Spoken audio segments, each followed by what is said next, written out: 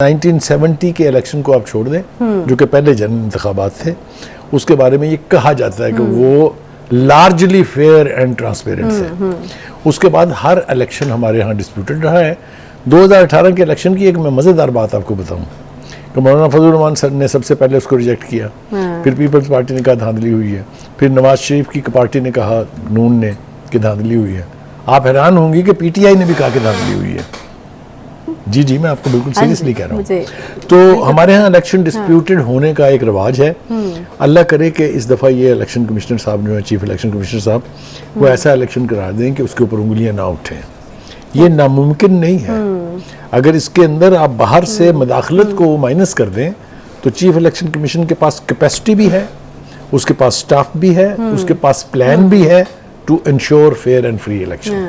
अब देखना ये है कि हमारे चीफ इलेक्शन कमिश्नर साहब इस इलेक्शन को किस तरफ लेके चलते हैं, कैसे कंडक्ट करते हैं और इसकी क्रेडिबिलिटी क्या बनती है। चलो उम्मीद करते हैं कि ये इसी तरह से हो। लेकिन अभी जितनी पोलराइजेशन हमारी सोसाइटी में बढ़ गई है, पार्टियों का आमने सामने आना, फिर इंडिविजुअल्स का आमने सामने आना, फिर इदारों का आमने सामने आ जाना, तो ऐसी सूरत हाल में यकीनन जो है मैं कर्ज करूं जो रेडिकल तब्दीली है वो ये है कि पिछले इलेक्शंस में 2018 का छोड़ के सोशल मीडिया इतना एक्टिव नहीं होता था, सोर्स ऑफ इंफॉर्मेशन जो है वो इतने स्ट्रांग नहीं होते थे, जो इंफॉर्मेशन टेक्नोलॉजी है वो इतनी फास्ट और स्विफ्ट नहीं थी। और दूसरा ये कि अब इलेक्शनों को ऑब्जर्व करने के लिए बाहर से ऑब्जर्वर्स की टीमें आती हैं। सही। यूरोपीय यूनियन का वफद भी आता है, कुछ यहाँ पर इदारे हैं जिसमें फानन है, ये मॉनिटर करते हैं। तो अब इलेक्शन को रिग करना या रिग करवाना इतना आसान नहीं है। हरचंद के पीटीआई के चीफ ने कोशिश की थी कि यहाँ पर वो जो एवीएम्स हैं, यानी जो इलेक्ट्रिक मशीन्स होती हैं वोटिंग की, वो इंट्रोड्यूस करा दी जाएं, लेकिन चूंकि जिन ममालिक ने वो इंट्रोड्यूस कराई थी उन्होंने खुद उसका इस्तेमाल तर्क कर दिया है। और उसकी मनूवरेबिलिटी हमारे जैसे मुल्क में जहां बिजली आप इंश्योर नहीं कर सकते कि हर वक्त अवेलेबल रहे, वो कैसे कंप्यूटर सिस्टम पूरे मुल्क के दूर दराज इलाकों में काम करेगा। अच्छा बुखारी साहब, अगर अब इलेक्शन से हटकर भी बात की जाए और सवाल वही रखा जाए कि पोलराइजेशन बहुत ज़्यादा बढ़ चुकी है। अब पिछले दिनों जो हमने एक आमने सामने वाला देखा, वो पार्लियामेंट और अदलिया आमने सामने खड़ी हुई में नजर आई। तो यहाँ पर जब इस तरह की सिचुएशन एक सोसाइटी के अंदर हो जाती है तो वहाँ पर फिर किस तरह से चीज़ें जो हैं वो आगे बढ़ती हैं। देखिए, मैंने आपसे पहले भी अर्ज की, मैं फिर कहता हूँ कि अगर चीफ इलेक्शन कमिश्नर ये तय कर ले कि मैंने किसी को मुदाखलत नहीं करने देनी और मेरी किसी तरफ लीनिंग नहीं होगी, और वो इलेक्शन फ्री एंड फेयर करा देता है, तो ऑटोमेटिकली चीजें ठीक हो जाती हैं। जब एक पॉपुलर वोट के ऊपर इलेक्टेड गवर्नमेंट आएगी, उसके काम करने की कमिटमेंट और होगी, उसके काम करने में इफेक्ट्स और होंगे, वो ग्रास रूट लेवल पर लोगों को जवाबदेह होगी। तो मेरे ख्याल से जो की इशू है वो है कि आप टाइम से free fair and transparent election करा दें, इस मुल्क पर बड़ा एहसान होगा। इससे ज़्यादा मैं कुछ नहीं कह सकता। सही है। अच्छा बुखारी साहब, हमें तो जो है वो 90 दिन में इलेक्शंस वाला जो एक कहानी, और मेरे ख्याल में सदर साहब जो हैं वो भी उसी के ऊपर ही कि 90 दिन में इलेक्शन होने चाहिए। मेरे ख्याल में ये सारा खतवत भी उन्होंने जो है वो इसी लिए लिखा है। अब ये तय हो गया ना, क्योंकि नहीं, ये तय नहीं हुआ। दो चीज़ें अहम हैं जिसके ऊपर गौर किए बगैर आप किसी नतीजे पर नहीं पहुँच सकते। 90 दिन में इलेक्शन नहीं हो रहे, मैं अर्ज करूँ ना। पहली बात तो ये है कि ये मुतालबा कुछ सियासी जमातों का था कि इलेक्शन नई मरदमशुमारी के मुताबिक कराए जाएं।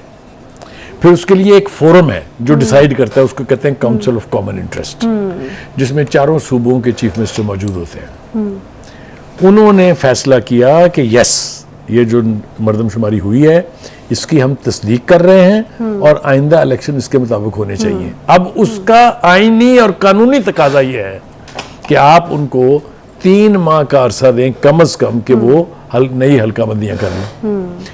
हल्का बंदियां होंगी तो वोटर की तादाद बढ़ेगी। बुखारी साहब, आप ये कहना चाह रहे हैं कि अगर आइन एक तरफ ये कहता है कि 90 दिन में इलेक्शन होनी चाहिए, तो आइन ही ये कह रहा है कि अगर इस तरह से कराएंगे आप, तो फिर ये डेट आगे जाएगी।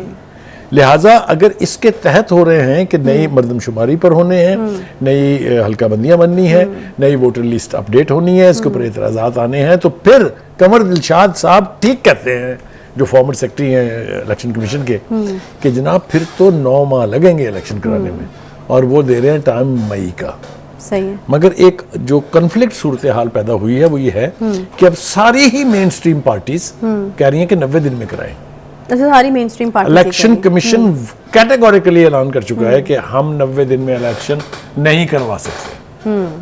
Now this is the moot point. अच्छा, क्या इलेक्शन कमीशन अपनी जिद पर, अपनी मजबूरी के तहत, आईनी मजबूरी के तहत अड़ा रहेगा, या पॉलिटिकल प्रेशर के तहत उसको इलेक्शन 90 दिन में कराने पड़ेंगे? That is the moot point.